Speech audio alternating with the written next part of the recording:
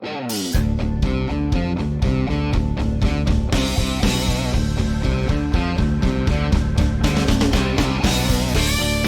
to Mac and Blue, where we introduce you to who is building Arizona, bringing you the people and businesses that shape the landscape around us. From economic development and developers, underwriters and lenders, architects and engineers, to the very builders and suppliers that bring it all together. Now let's join our hosts, Robert Johnson and JJ Levensky, aka Mac and Blue.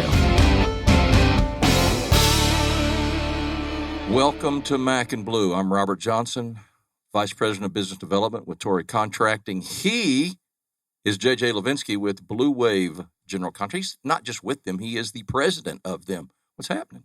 Yeah, I've been promoted to head dishwasher. Janitor, maybe. Yeah, okay. Awesome. Custodial engineer sounds more professional, but yeah, I'll take that. I'm great. You doing well? I'm doing excellent. Blue Wave is a general contractor, commercial GC here in the Valley. Daryl Robinson, our producer. Yes, that is me. Hey, your mic is on. And everyone, remember, happy birthday, Daryl. Oh, yeah, happy birthday, thank you. Daryl. I appreciate that. Now, your birthday was? Wednesday. This past Wednesday? Yes. Okay. And you were 28. Correct. Wow. Doesn't look a day over 21. He doesn't.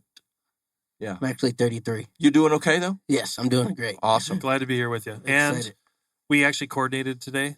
Robert and I actually wore the same loud shirts. Matching Instead loud of shirts. a one loud jacket, one loud shirt, or mismatched. Yeah, I think I'm probably going to wind up going the shirt route. Okay. The shirt route's pretty cool. And for our wives, we thank you for shopping for us because we could have never pulled this off on our own. That is absolutely the truth. And so with that, the segue into our guest this week is Josh Umar, who is the executive director of the American Subcontractors Association of Arizona. Wow, that was pretty good, huh? commonly referred to as ASA of Arizona. There we you go. go. Much better. We all speak acronyms, so it's good. Yeah, we were GPAC last week, and we're ASA today. ASA this week. Yeah, so welcome. Thank you. Thanks Glad for to be getting here. Yeah. I understand you've been a little under the weather. Yeah, but I'm rolling now. Okay, Yeah. That's awesome. That's all we can ask for, and Like a good good for you. snowball down a steep hill. That's right. Glad you're better. You won't be after this hour. Therapists, be advised. Exactly. We got another patient coming here shortly. That's right. Coming in hot, code blue. Tell us a little bit about yourself and your organization. Sure.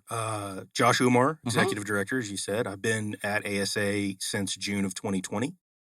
I have enjoyed my time a great deal, despite the fact that for a lot of my time at the association, it has been complicated to associate for the obvious reasons. But it's been great. Before that, I was working for the Phoenix Chamber, doing a lot of construction, workforce development, and marketing.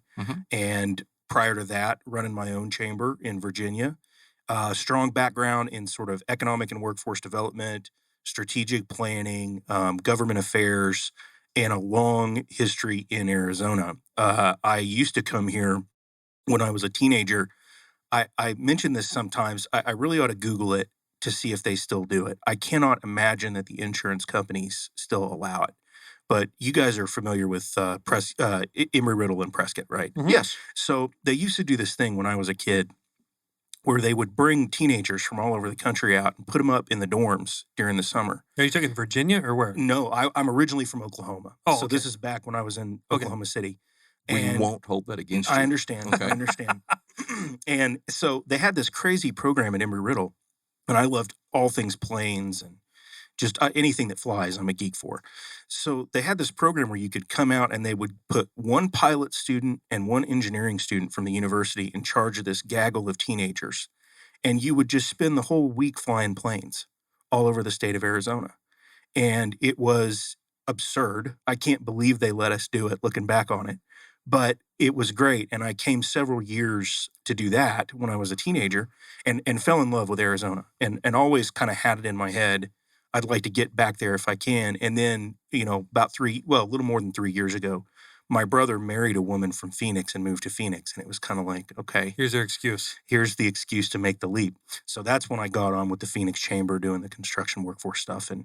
And So from you there, went. So you did go from one chamber The Virginia Yeah. thing too here, right? Yes, Okay. from a Virginia chamber to the Phoenix Gotcha. chamber, and then when I got involved there were I think it was 17 ASA members involved in that project. It was called Build Your Future Arizona. I can talk more about it later, but they kind of got to know me through my work there. And then when my predecessor, Carol Floco, who had been CEO of ASA for 17 years, she'd been there for a while, she decided it was time to retire, go spend time with the grandkids, and I kind of got the wink, wink, nudge, nudge. Why don't you take a look at this? Right. And it's been great. So that was an easy transition then. Yeah. Well, A similar transition. It was. Yeah. It was. I mean, easy. you knew a bunch of people. I knew though. a lot of the players Yeah. and a lot of the key players, and I understood the industry, and I understood a lot of the folks. I understood it from multiple angles, right? From the business side and the trade side and the career development side, and so I felt coming into it like I was pretty well rounded, and that has luckily been true. Now there were challenges, obviously, because I mentioned pandemic stuff, Mhm. but anytime you're coming in after a successful 17-year term with a previous CEO, Sure.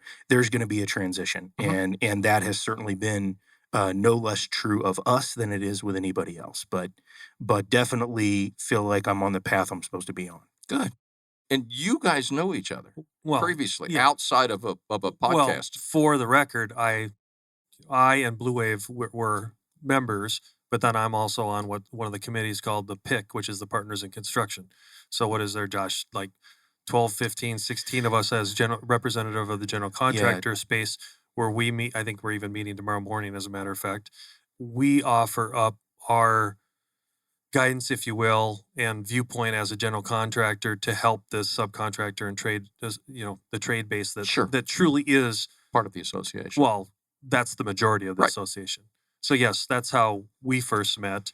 Then of course, as we've developed this podcast and Mhm. Building Arizona, it was obvious that not only ASA, but there's other like memberships that we want to eventually have on, and just it was easy for us because our familiarity Yeah. with Josh. So yes, to answer your question, Robert, we knew each other or know each other. Yeah, I get to do the double duty today because I'm here to talk about ASA and construction in Arizona, but I'm also doing member services. Yeah. So That's exactly right. Yeah. He gets his merit badge, is what That's he's right. trying to say. That's right. Now, you've mentioned multiple times workforce.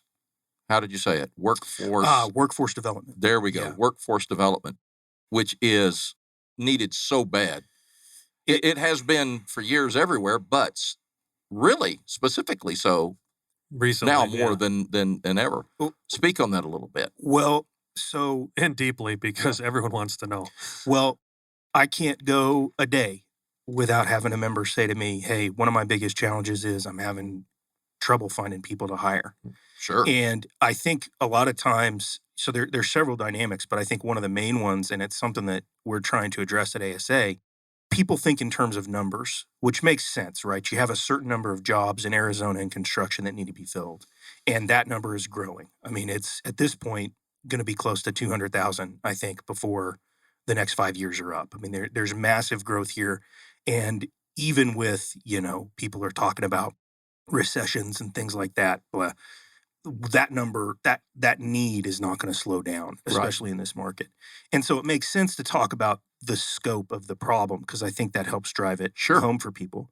But one of the things that we're looking at, and I think something that I encourage people not to overlook, is it's not just a one-for-one swap. If you look at the demographics in the industry, there are a lot of very skilled people at every level of the industry, whether they be a CEO or a roofer or someone hanging drywall or whatever, that are aging out. The demographics in the industry. You said a dirty word. I apologize for that, and I Wow. include Like we don't myself resemble in Man. those rapidly aging. Do I feel like I'm aging out? Yeah, but no, you've nailed it. That's the problem. Really, when we talk about that, what I'm talking about is skill. The worry is that not only do you need a lot of people to come in and start a career in construction and learn a trade, but you're trying to replace people who are exiting the industry who have 15, 20, 25 years of experience. And it's going to take time for the new people Sure. to get caught up. And so we're working on that and trying to turn attention to that. And then I think the other thing that we're trying to focus on with a lot of our educational offerings and things like that is this is a real, God, back in my academic days, I'm still recovering, by the way, but Recovering academic. recovering academic. He's got 4 PhDs behind him. My Me too, time both as, soul as, a, diggers. as a philosophy and economics grad school, it was dark days. But Mhm. but one of the things that we used to talk about, when we're talking about replacement and skill and all of those other things is you've got this, like I said, it's kind of not a one-to-one swap. You also have a collective action problem, right? Where that's the goofy economic term, where you've got this issue that you're looking at. No one company can solve it on their own. And yet there are so many incentives to be wary of investing in a solution. So, for instance, imagine if I'm a company that, and I'm one of the first companies in my area to start a really legit training program, and I start investing in that, and I start graduating skilled people, and all the other companies that have not bothered to do that are now going to try to come and poach my people. Yeah, absolutely. And there's a sense in which the temptation is to throw your hands up. So I think part of my job as an association executive, but especially in the construction space, is to help collectively solve that problem and bring people into a solution and help them be part of a solution that is sort of safe for them to invest in and that helps everyone. Right. Because if we don't all address this, Yeah. the gap in both the numbers and the skill that I was mentioning, it's too big. The industry won't catch up. And so what we've got to do as an association is create a safe space for a lot of that workforce development work and give our member companies the information that they need to invest in this stuff and adopt best practices so that they can understand that they're part of an industry-wide solution and kind of feel safe taking those steps. So on that, Josh, are there any examples that have been tried and true and adapted or adopted by the marketplace right now? Yeah, I mean, there's a ton of them, Okay. and they happen at multiple levels. So on the contractor level, you obviously have great member companies. We've got a bunch of them: DP Electric, Pueblo Mechanical. These are people with certified apprenticeship programs, Right. and that's a really powerful model to address these things, and they've been successful with that. You also have companies that are really taking steps to develop their own training, what they call their own academies or universities. Brewer companies had the Brewer Craftsman Academy, and they've had tremendous success with that. Brewer is now part of a bigger company called Synergos, but they've had success with that in a staggering number. They're a residential plumber. Staggering number of that new houses they're building every year are done by first-year graduates of the Brewer Academy, the Craftsman Academies. Sure.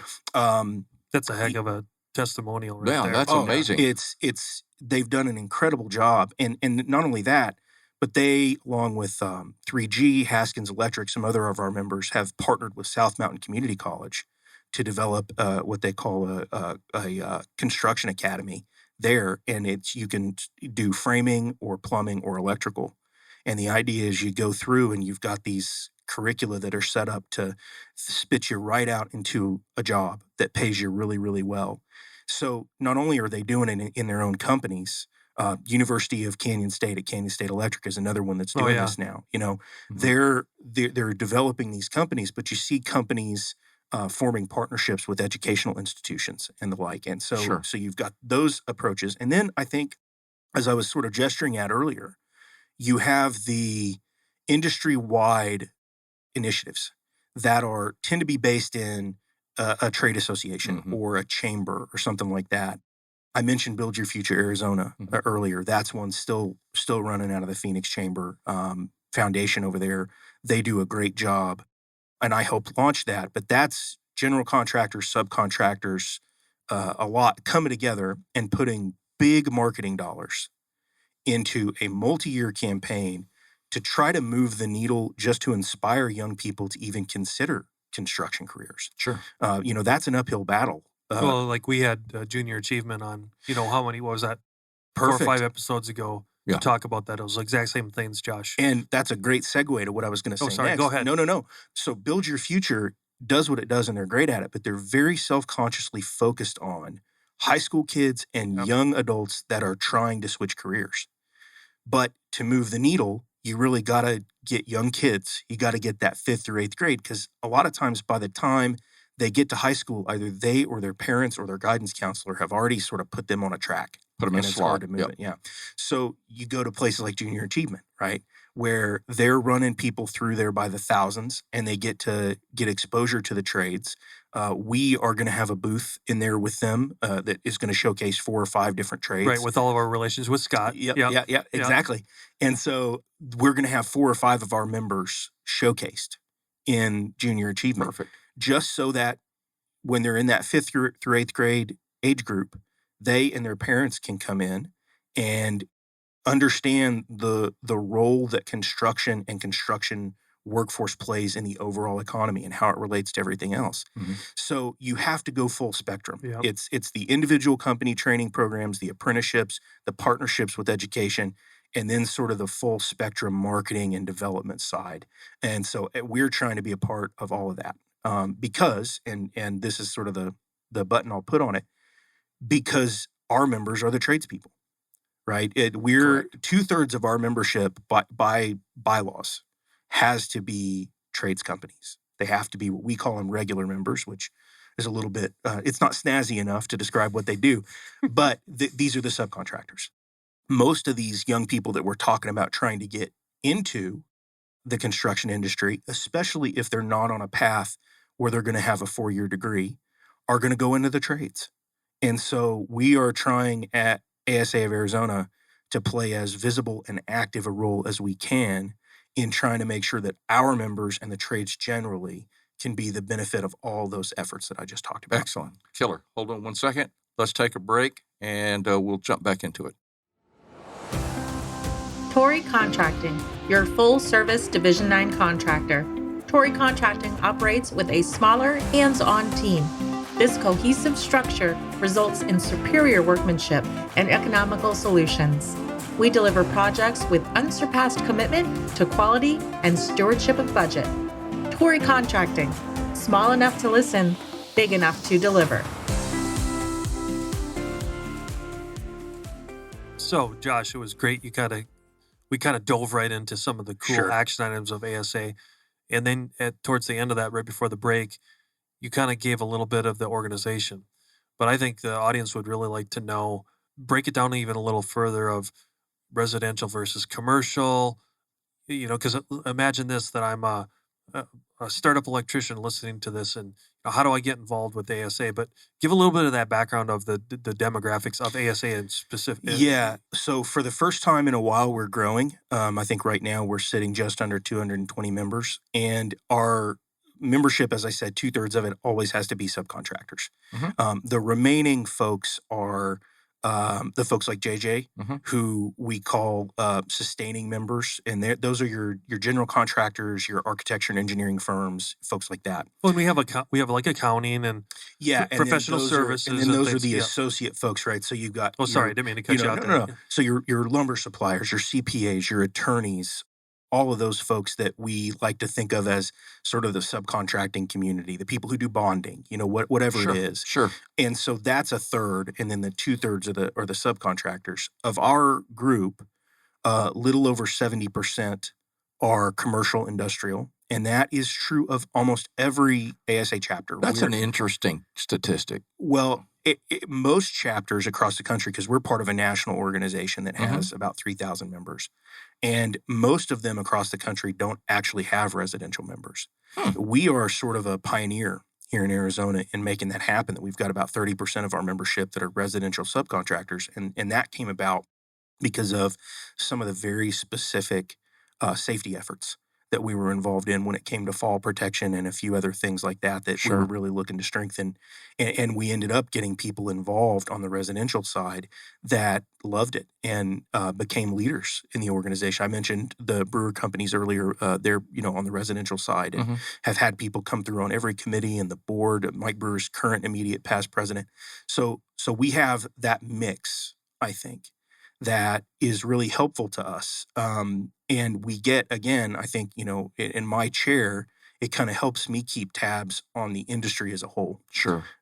So on that, do you think when you said you were growing, going back to the growth thing, do you see the future of ASA getting more residential, more commercial, or are you like, is there a model that you're trying to sustain there?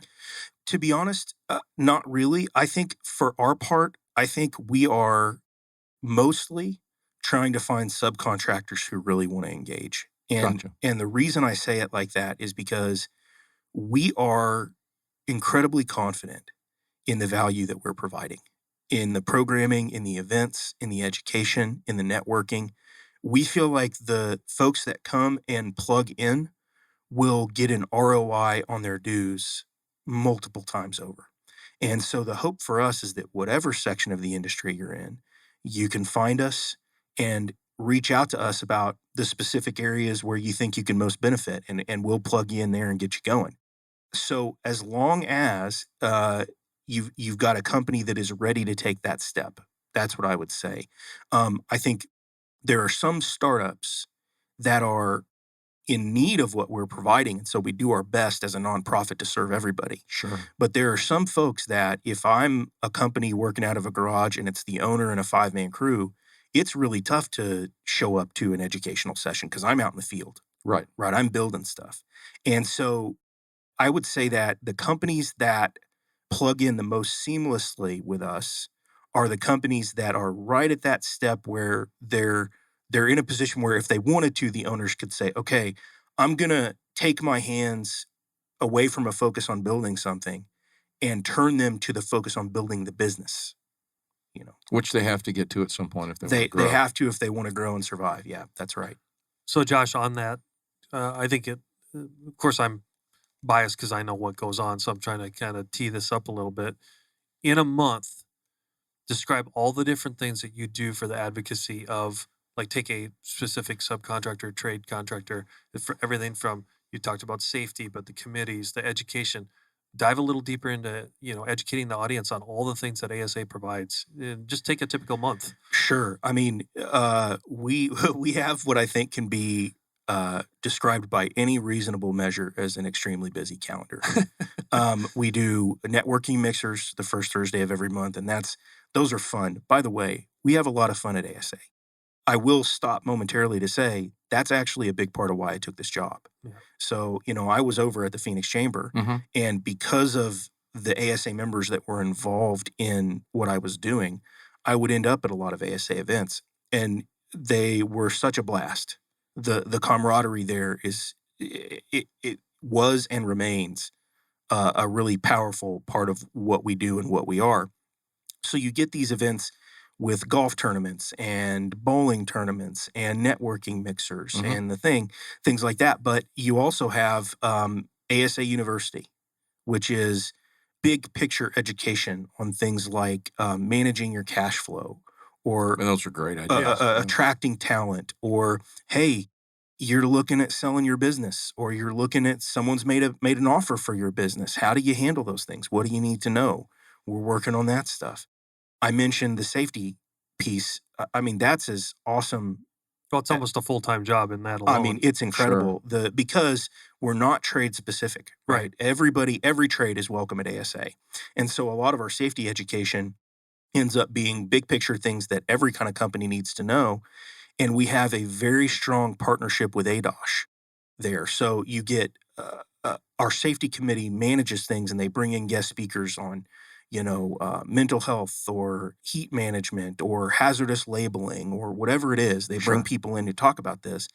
And then we also have a partnership program with ADOSH called AMP, ASA Member Partnership Program, where basically you join ASA, you can get into this AMP program for free. And for 3 years, you get one-on-one consultation and help from ADOSH staffers in designing a safety plan and improving your safety culture. And in return for doing that, in return for opening that up, you get exempted from citations for 3 years.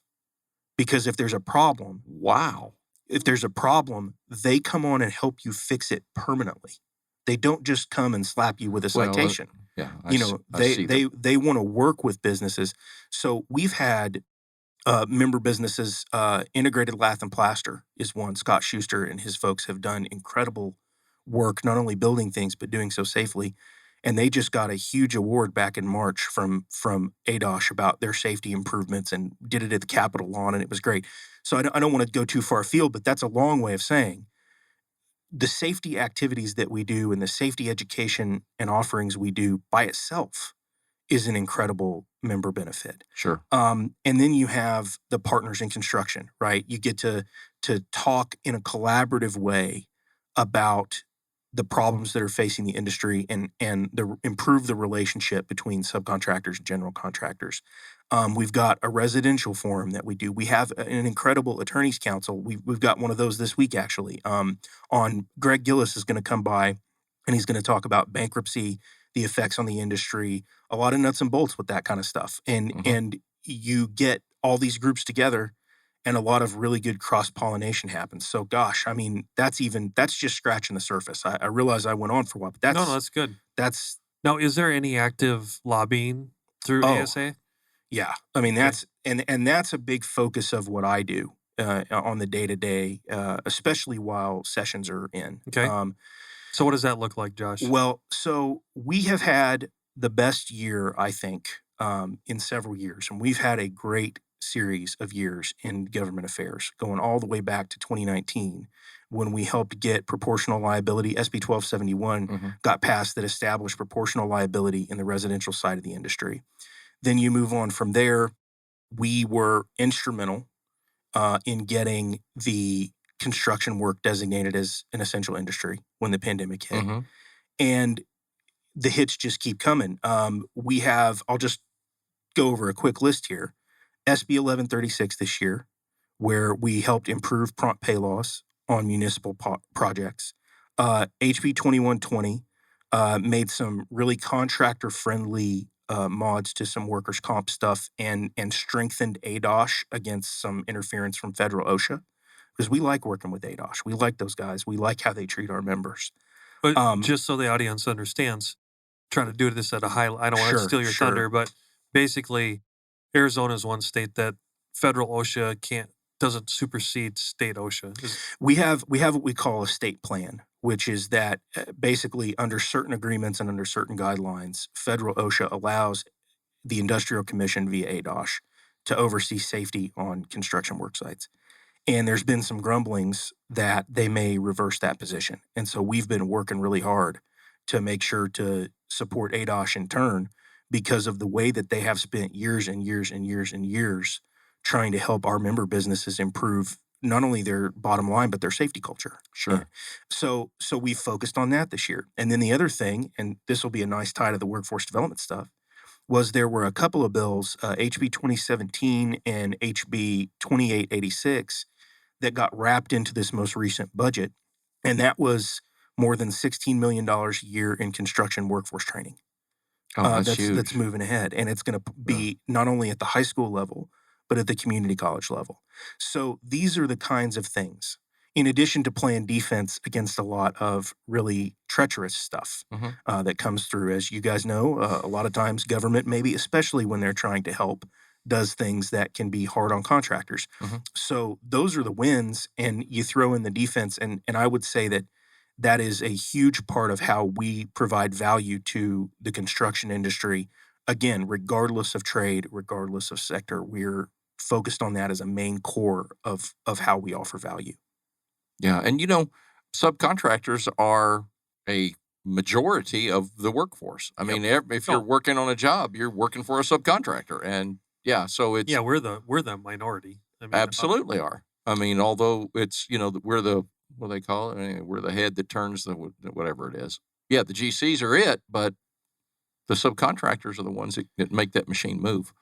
Well, and I think what we find in our membership is a recognition that it takes every player, right, to make a successful building project happen.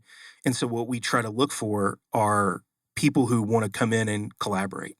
Because I think in every part of business, but especially with construction, where you've got owners and developers who hire a GC, who then goes out and hires trades companies, and it can get gladiatorial really fast, right? Wow, that's a great word, and so Well said. Yeah, that's the truth. And I think what we're trying to do at ASA with our members, with the partners in construction, we are for subcontractors. That's why we exist. Sure. But we think that a lot of progress can be made in making life easier on subcontractors by inviting people into the room and collaborating and finding the people who want to work that way and having them be a part of the association. So that's, JJ is involved there for that reason. And there are several other companies that are involved for that reason. And that's the approach we like to take, both in terms of the general contractor subcontractor relationship and then the advocacy thing you just mentioned. Because I'd be remiss if I didn't note that a lot of the stuff that we do is via coalition of subcontractors and subcontractor associations called Arizonans for Fair Contracting, where we take those numbers that you're talking about, right? That majority, and try to leverage it on the grassroots to protect subcontractors against bad legislation. So you might have just begun to answer some of this question. I mean, I've been a member of the ASPE, the estimators piece, for years and years and years, and huge benefits. Why is an association important? Why can't these guys do this on their own? And I mean, I know the answer to that, but why are they so important? I think for lack of a better phrase, I think associations are force multipliers. Really what they do is they pool all the intelligence and resources and goodwill that exist in the industry and focus it on problems to get things done. And to me, that is the most rewarding part of what I do. And it's keeping that in mind is really important for how we provide value to our members. I would say that ASA itself is a little bit of it's a special place in that it's an umbrella. Yeah. There are so many wonderful construction trade associations, whether it be walls and ceilings or the roofers or plumbing, heating, cooling. And they do a lot of very important work, especially when it comes to trade-specific education. But for us, I think what we provide is that one umbrella where no matter what your challenges are and no matter what trade you belong to, you can find resources with us that are going to help you overcome your challenges. And so that's what I tell people. Whatever you're dealing with, because we are a broad organization and thereby our members are broad and they're bringing all their knowledge and their resources to bear, whatever problem you have, there's going to be someone that can help you with it. Which is not huge, only that, which but is so important. Everyone else has the same problems too. That's right. It's not just the solution; it's the shared problem as well. And I think there's a lot to that sense of camaraderie. And again, I would say, for us, that's been a big part of the character of ASA for many years. Again, my predecessor did a wonderful job establishing a very close-knit, collaborative environment in terms of the way people work together. There are members that we've had going on at this point 30 years that have clients that have lasted 30 years. Right. I mean, these relationships that people build are long lasting and they grow into friendships. And so again, for us, it's about, because we are generalist, because we can invite everyone in, we can bring all those diverse resources to bear on the problems that a member might face. Yeah, and that's really what I like about this. I mean, the trade-specific things are very important, Absolutely. and I'll give you that. But the things that you've mentioned that can be the deal breaker for many business, let's face it, these subcontractors, and many times it's their first time. They're just trying to start out. It's a business. They don't pay their taxes on time. They don't understand why and how, and they can save this money and all those things that doom so many. This is a nice way to learn what not to do. That's right. You can avoid a lot of big mistakes, and you can also come meet people who are on the other side of these issues. They've been there. They've been there. Yep. They've broken through. Their business has grown, and so many of them want to give back. They want to see the industry thrive, and they want to see other companies thrive, and they care about what construction has done for them and their families. Well, I think another thing there is, and I can say this firsthand, it goes back to multiple guests that we've had. This is America's, what do I say? The largest small town in America as far as the business type relationship. I can see the camaraderie through all those levels at any of the things that we do together. And I think that's a big misnomer. A lot of, like, let's say I'm that guy or that gal that owns company X. I'm a plumber, let's say. Well, I don't want to be part of that because those are my competitors. They're going to steal money. No, Yeah. it's the complete opposite.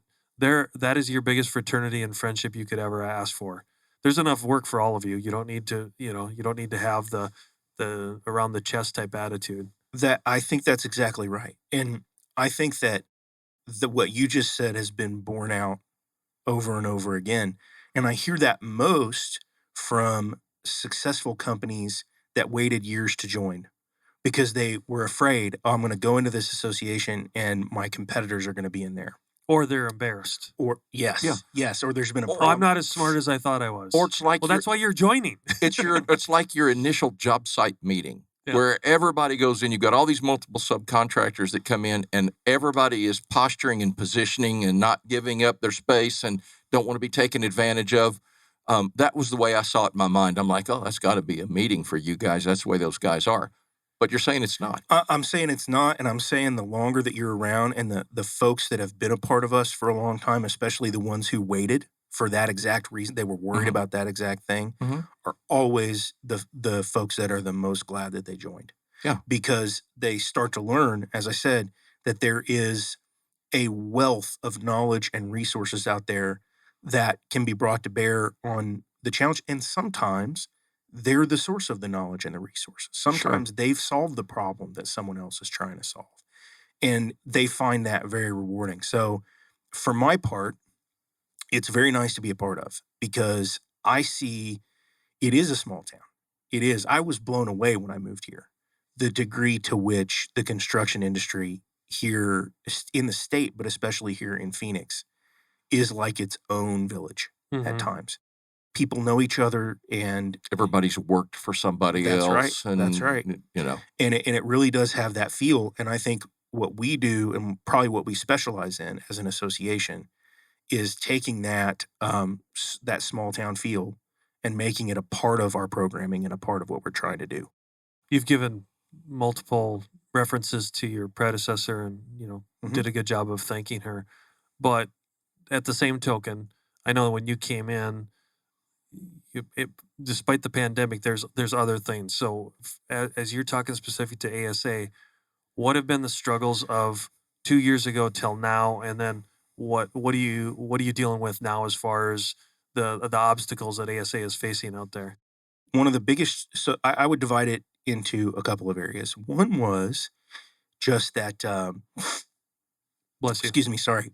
One was just that we are a volunteer-led organization, right? We have our board. They're all volunteers. They're all people who are out there running businesses. Yeah, they're not getting big fat paychecks. No.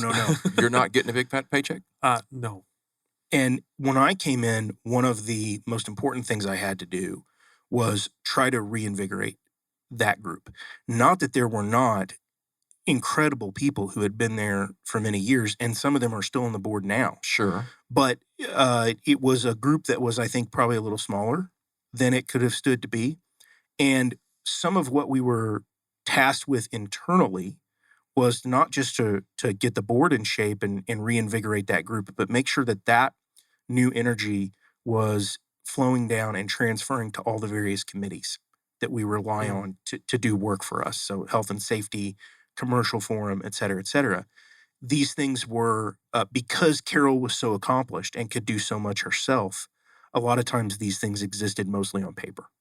And one of my biggest tasks was to try to take them and make them breathing things, right? Real life things that could take on a life of their own in a positive way that would allow us to funnel all that member knowledge and all those member resources and goodwill into accomplishments for the association. So that was wisdom. Yes. Absolute wisdom. Let's take a break. Sure. And we'll finish up. There comes a time when dreams become a reality, when you see your vision materialize into a true work of art. And the only way to get there is to choose a general contractor who shares that same vision and knows how to bring it to life. At Blue Wave, we aren't so big that we've forgotten where we've come from, and we aren't so small that we can't care for your projects regardless of their size. When your vision deserves safety, perfection, timeliness, and expertise in order to become a reality, trust Blue Wave to get it done right the first time. Probably should hire those guys.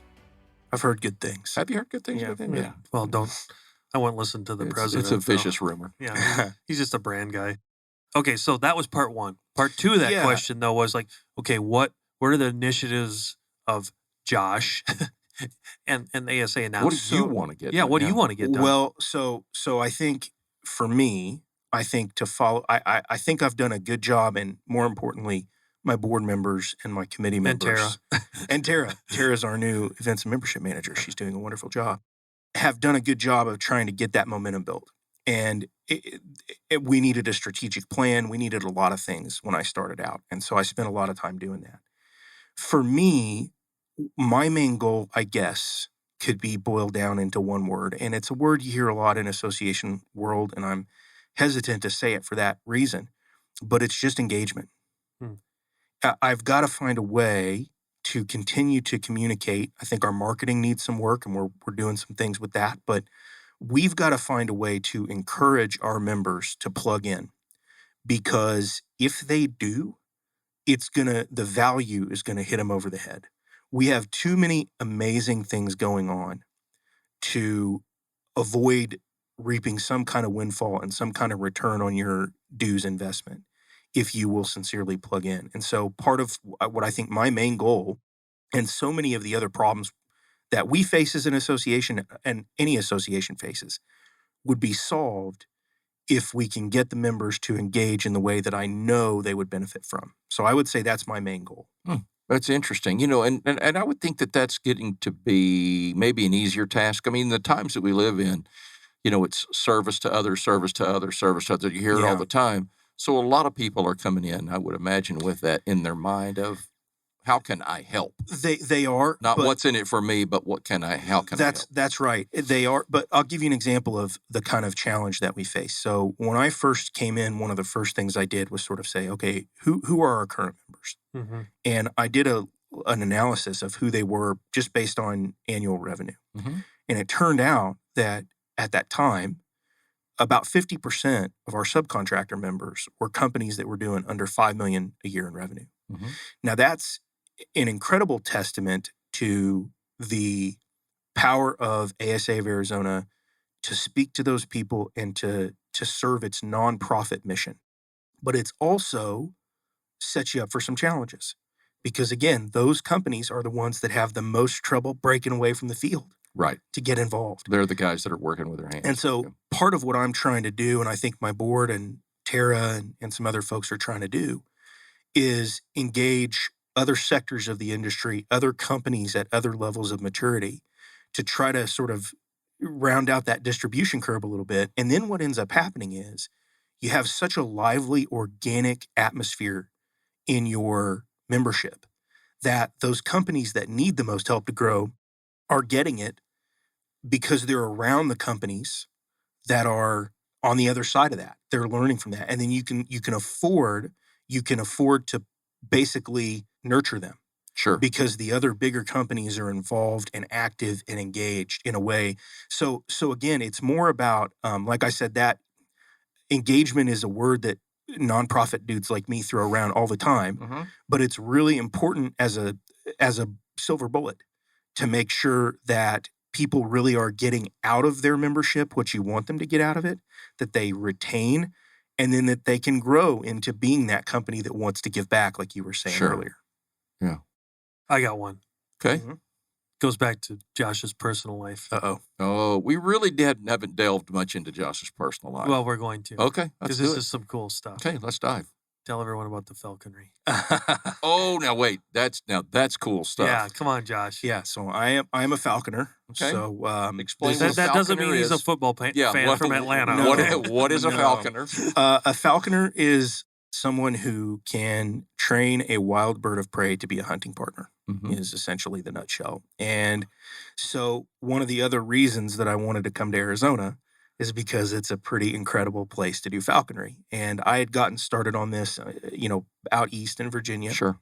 it's just hard to improve on what you can find here, both in terms of the kinds of birds and the game that's available and the amount of public lands you can go out and hunt in. And so I've had 3 birds since I got here, a red tail and 2 Harris hawks. And we go out, I set them free, and we go hunt together. And then at the end of the day, they decide whether or not they want to come home with me. And luckily, they've all chosen to do so far. He pets them and treats them well.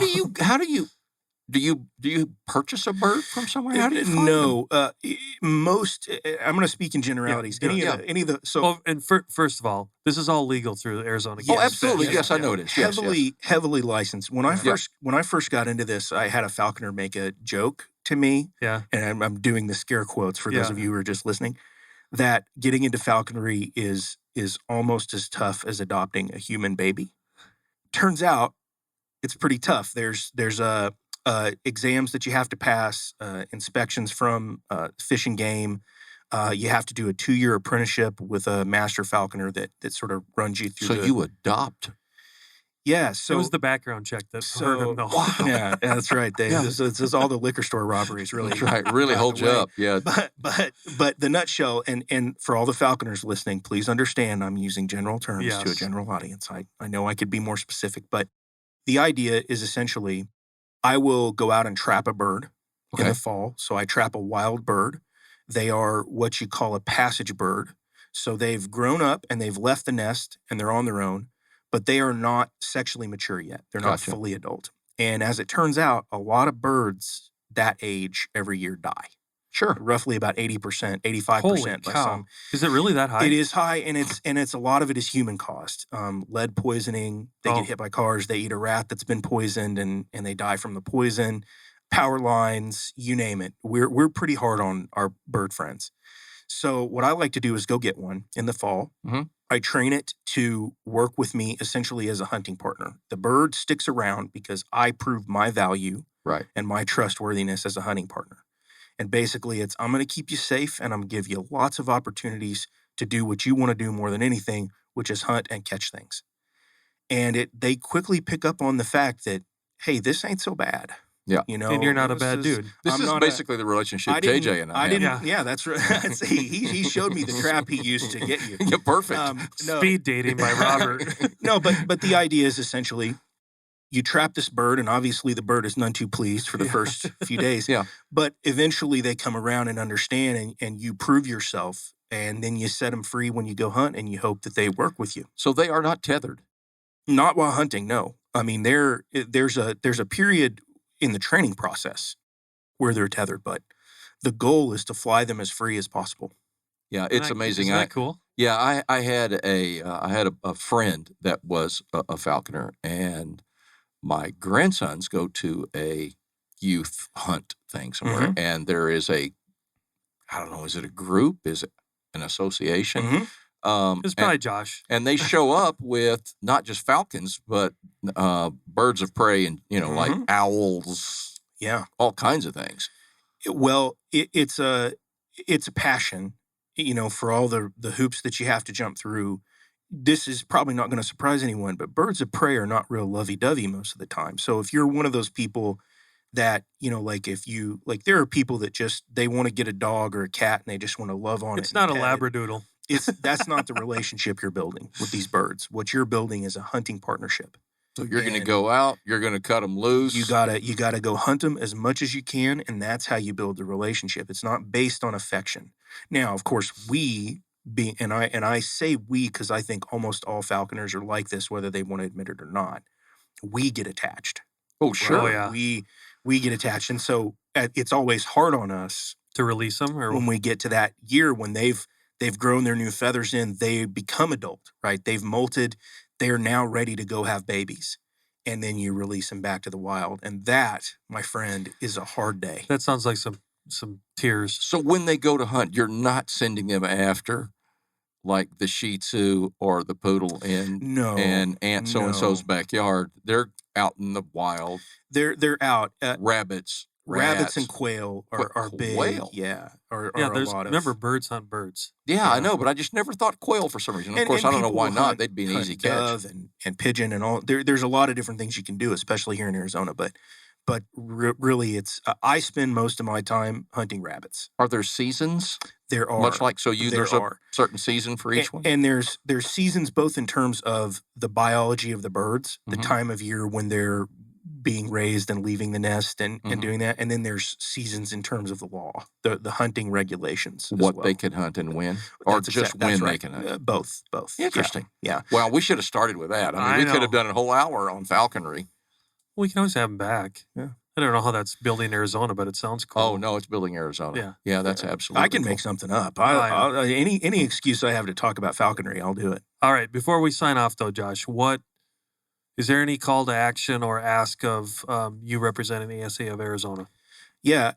Anybody who's listening, I would say come to an event.